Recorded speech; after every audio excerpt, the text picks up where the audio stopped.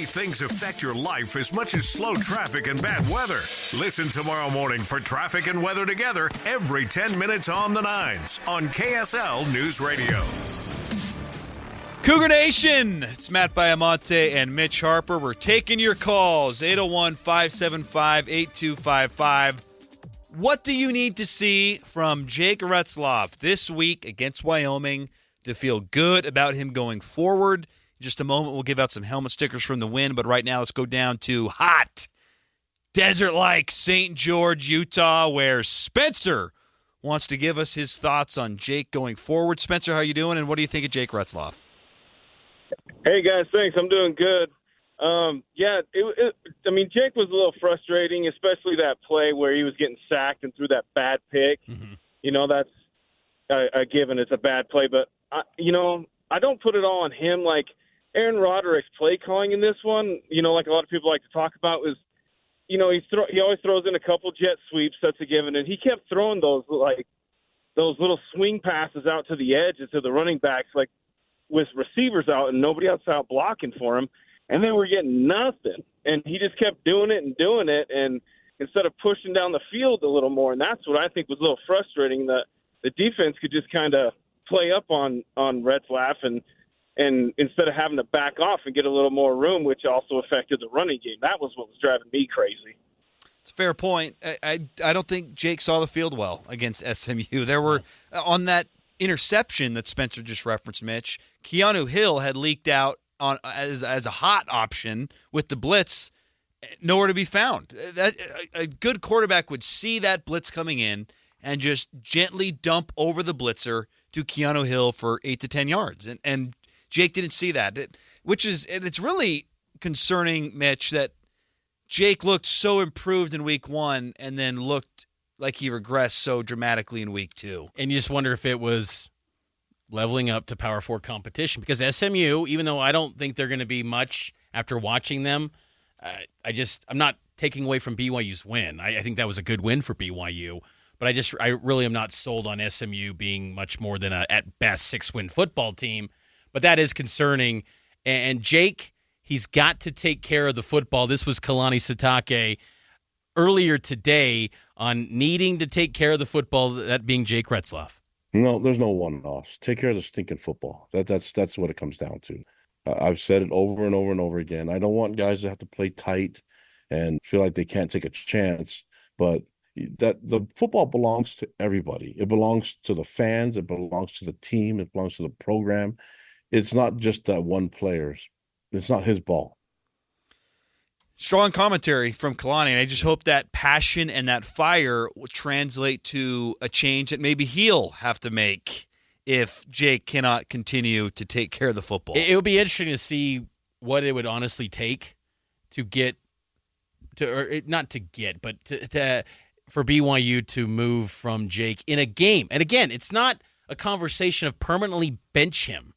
It's just in a game, what would have to happen, to make a switch, because in that SMU game, just an isolated deal, there was a case to be made that he probably needed to be benched in that game.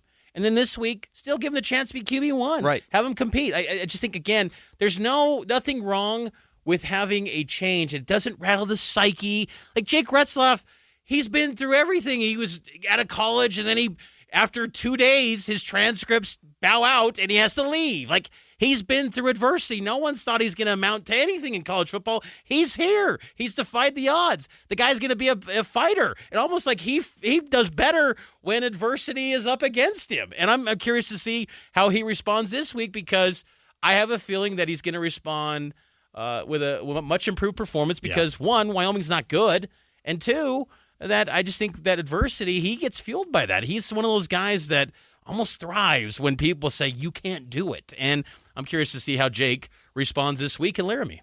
Linda, let's go out to the phone line. Linda, 801-575-8255. What do you think of Jake Retzlaff, and what does he need to do this week to restore some confidence?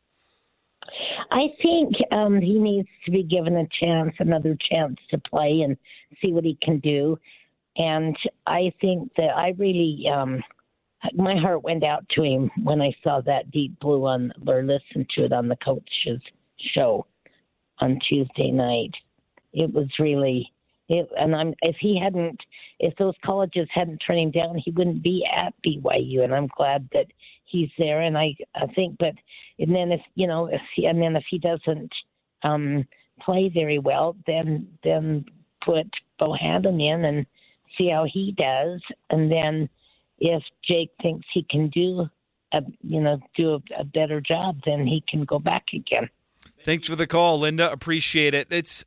I think there is an important thing to be said here, and you kind of touched on it. Jake is a good guy. Like, I like rooting for Jake. I like talking to Jake. I want Jake to succeed. There needs to be prolonged consistency of improved football from Jake Retzlaff for this team to exceed those preseason expectations. Yeah, it's got to be more than just one game against an FCS team to make Cougar fans feel good about the health of this quarterback position, because I'm telling you, Matt, it feels like this team's defense is finding itself.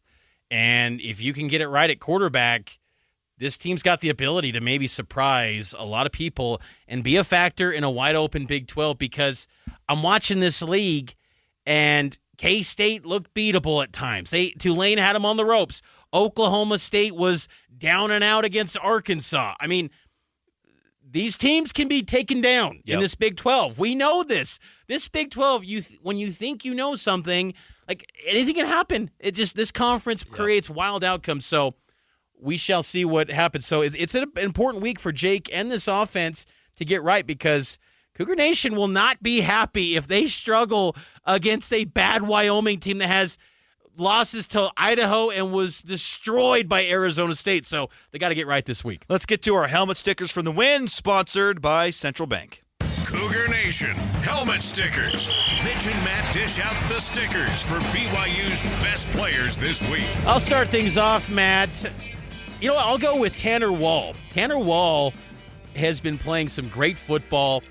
He was in the top 3 of total snaps for BYU during that 18-15 win over SMU. He is a guy that just does everything that Jay Hill asks of him, and Tanner Wall just makes the right decisions, and he was a factor on special teams in that win over SMU.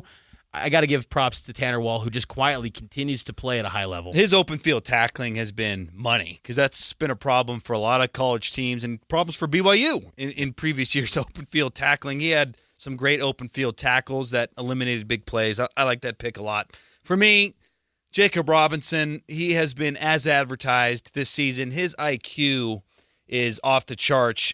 His knowledge and just quick reaction to jump on that fumble, if you want to boil the game down to one play, it's that play. Because SMU was going to run in for what should have been a touchdown after a really tough turnover, and he hops on that thing and swings the momentum. Jacob Robinson has been awesome. I don't think there's a better defensive back in the Big 12 and right now. How impressive, too, on that play, how impressive was it the refs actually had the courage to overturn it? It was Good clear. point. But it was typically it's like, was it conclusive Who enough? was that ref that ref analyst on ESPN? He was like, I don't know. I'm like, I replayed the game clear. on Saturday, and I'm thinking, dude, like it was pretty clear. And I'm glad that the refs actually called that, because it did feel clear. But yeah, Jacob Robinson's been a stud. I also got Caleb Etienne and Jack Kelly as my other helmet stickers. Etienne, one of the highest graded tackles through the first 2 weeks, probably one of the most improved players in all college football. Mark Collins, that interception, he's done a nice job opposite of Jacob Robinson. And then Miles Davis coming in cold. The Jazz Man! Making a big play. I'm looking forward to see what he can do this week against Wyoming. Let's take a break. On the other side, we'll get to more of your calls, so stand by if you're on hold, 801-575-8255. It's Cougar Nation on KSL News Radio.